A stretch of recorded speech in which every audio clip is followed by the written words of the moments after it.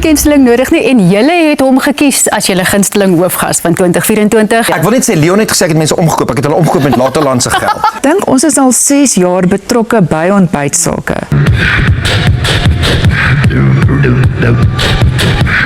En ons het ook net gevoel, ons sal ook hande vat met ontbytsake. Dis regtig vir ons 'n baie belangrike besigheidsvernoot.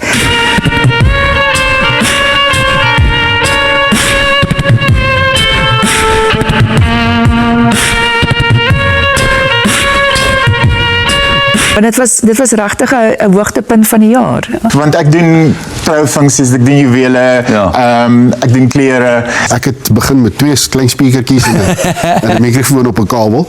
Julle is almal wenners. Julle gaan almal vir goud. En van ontbytsake se kant af sê ons vir julle dankie. Ons respekteer julle. Henwell Chickens. Hoe ons gevoel het is ongelooflik en ek dink ons Hemelse Vader het regtig nog altyd vir Henwell geseën.